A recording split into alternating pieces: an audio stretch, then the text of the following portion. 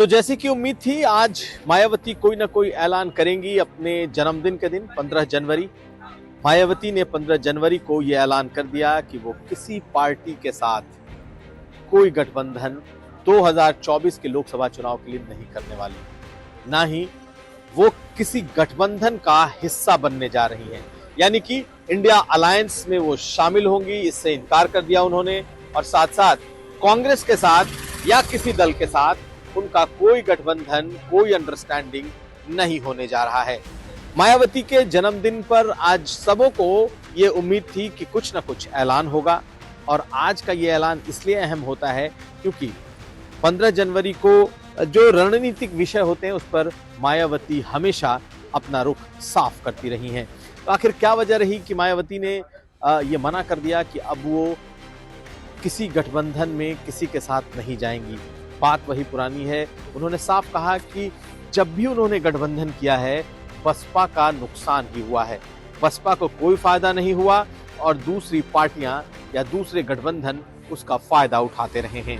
चाहे 1991 में गठबंधन की बात हो या 1996 के गठबंधन की बात हो, मायावती ने उसे याद किया और कहा कि जब जब गठबंधन हुए हैं, बसपा को कोई फायदा नहीं हुआ है।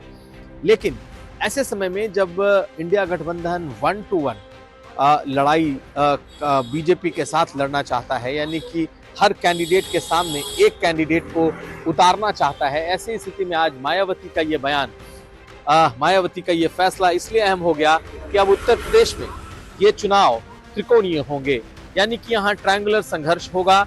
और उत्तर प्रदेश ही नहीं, हिंदी हार्टलैंड में जहां जहां मायावती पावरफुल है, या चाहे राजस्थान, पंजाब, मध्य प्रदेश, ऐसे जिलों में, ऐसे राज्यों में कई जिले ऐसे हैं जहां बसपा का प्रभाव है, वहां पर बीएसपी अलग लड़ेगी।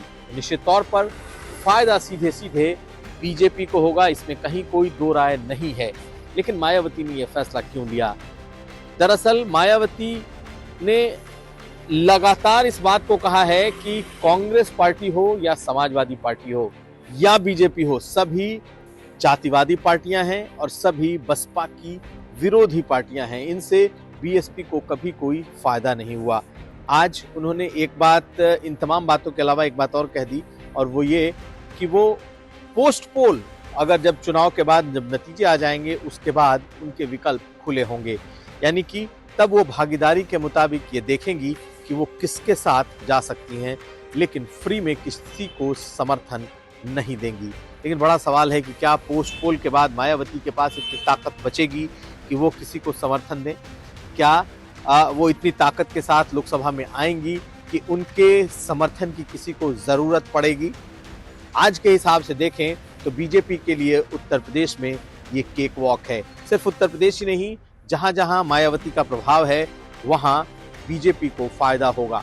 ऐसे में जबकि पूरे देश में एक गठबंधन इंडिया ब्लॉक बना है जो कि बीजेपी से लड़ने के लिए जगह जगह गठबंधन कर रहा है, मायावती उससे अलग हैं और उन्होंने अलग रह करके ये साफ कर दिया है कि इस देश में बीजेपी के खिलाफ 1 to 1 लड़ाई शायद ही हो पाए।